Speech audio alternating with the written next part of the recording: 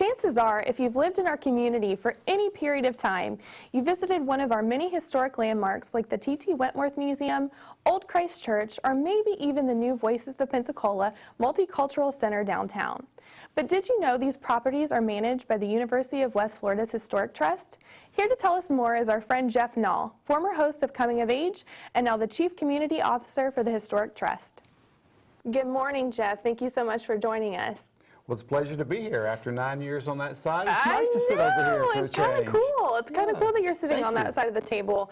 But you're here to talk about the Historic Trust, but I want to hear first, what is your role there? My role is the Chief Community Officer, and my team, we are responsible for enhancing community relationships and the visitor experience. And we do that through marketing, through customer service, through merchandise in our retail operations. There's a variety of ways that we touch our members and donors as well.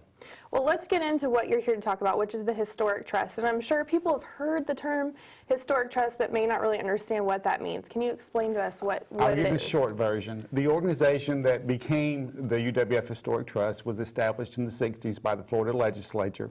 It then became part of the Department of State, and then in 2001 became a direct support organization of the University of West Florida under the name of the West Florida Historic Preservation, Inc.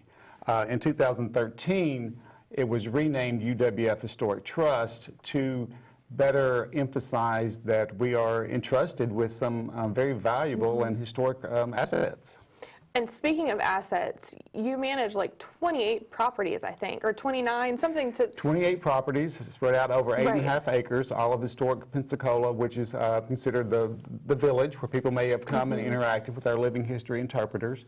We have the TT Wentworth Museum, the Museum of Commerce, Museum of Industry, the Pensacola Children's Museum. We just added the Voices of Pensacola presented by Gulf Power last fall. And then we also managed the Arcadia Mill Museum and Archaeological Site over in Milton. And I'm sure many of our viewers have, at some point in the time that they've lived in Pensacola or visited Pensacola, have been to one of those sites. I mean, it's so important to our community to have those, but can you explain why it's important? Well, it's very important for a lot of reasons, and thank you for asking. Well, since 1559, we are America's first settlement, and a lot of different people, a lot of different cultures have shaped and formed that over all these years, and so it's a great sense of local pride. Many people may not know that historic Pensacola is really nestled inside the footprint of the original Spanish and British forts. Wow. And that is something really cool. That is so cool. And that's, again, it's local pride, but it's also economic impact. We had more than 120,000 visitors last year, and there's lots of things for them to do. So just because you've been once doesn't mean there's not something new to see. Sure. We'll talk about some changing exhibits in a minute if you want to. There's just lots to do, but it is it's a very unique asset from Northwest Florida, and that's what our mission is, to preserve and share that.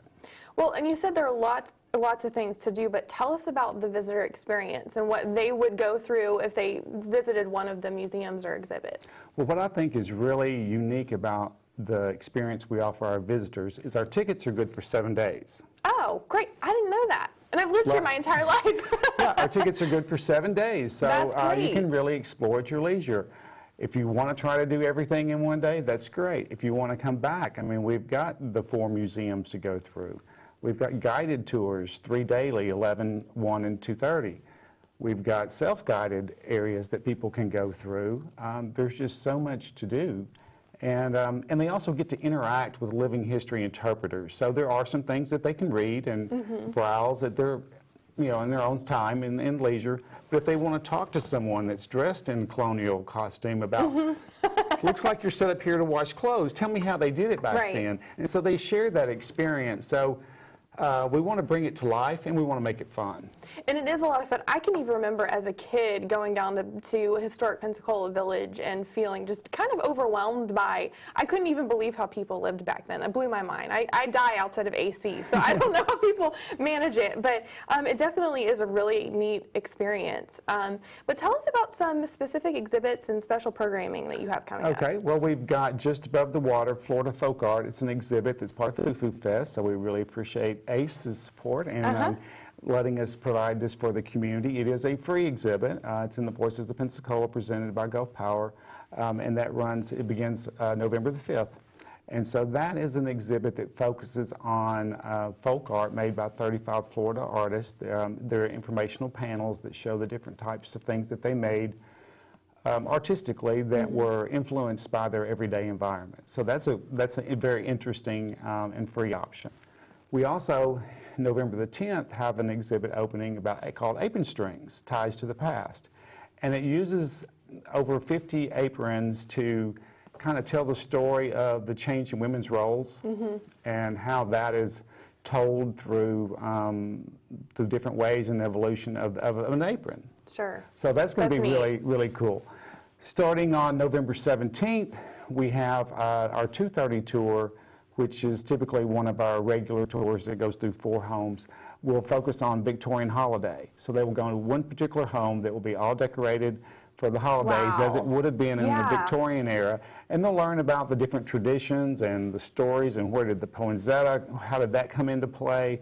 And so there's always something new going on. And so we really hope people will continue to come back and bring their family and tell their out-of-town friends. Yeah, it sounds like there's a lot coming up. I mean, I guess the fall usually is a pretty busy season for most people, and that sounds like there's so many opportunities that people aren't going to want to miss out on, definitely.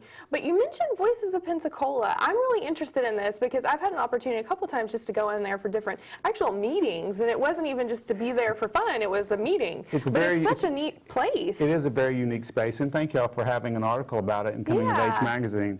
It is our newest property.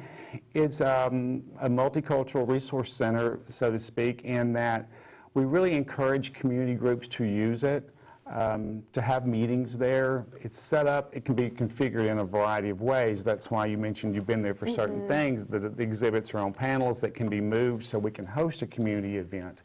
There's a part that's really conducive to setting up for like seating and presentations and things like that.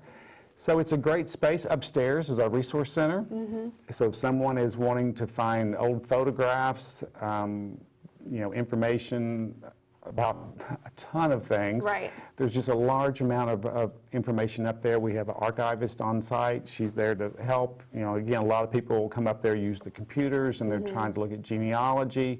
But if you said, I want to see pictures from the Chamber of Commerce in some year or something, we may have that. We have old postcards. We have, they're really categorized, and it's just a great resource. But the whole Voices is a great space. You can come in and you can also hear the recordings of people. We have what I call the egg chair, where you actually sit in it and you see a video and listen to that person's story. We have a video, and we also have a booth where someone can come in with a family member and record their own story. It's so neat. So it's a very unique space. So neat. It's really neat.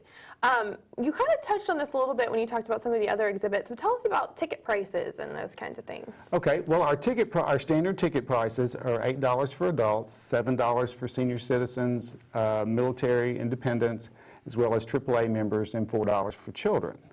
But there are also some great deals for locals. We do have Half Price Sunday, though, which is inclusive of any visitor. Great. Half Price Sunday basically means that the TT Wentworth Museum is open from noon to 4. That's our only property on Sunday. So you get in for half price of whatever your category would be, but that ticket is still good for those 7 days. Great. So you could come on Sunday, see the one property that's open, get the half price ticket, and come back, for the following. One thing that's great, though, for locals is we offer an annual pass. It's part of our membership benefits. Wonderful. And with that annual pass, is exactly what it means. You can come as many times as you want at no charge through the year.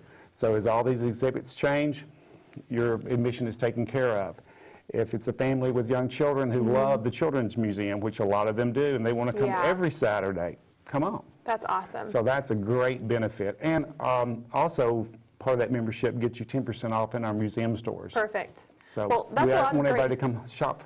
That's a lot of great information, and I know that people are going to want to take advantage of it. So if someone does have a question about where to get their tickets, what resources, the website, phone number? Website will have all that information. 595-5985 is our phone number. All the tickets are sold in 4 locations: the Wentworth Museum, the Pensacola Children's Museum, Voices of Pensacola, and the Tivoli High House, which is down across from the Village, where they will see the living history interpreters. So all those places sell the 7-day ticket. That is so awesome. Thank you so much. I learned a lot today, actually, because I didn't even realize how much our community has to offer thanks to the Historic Trust. So thank you so much for joining us. I know a lot of people are going to want to take advantage, and we really appreciate you, Jeff. It's good to have you back on the show. Thank you. Thank you. Just, come do your holiday shopping. We'll be ready. Thanks, Jeff.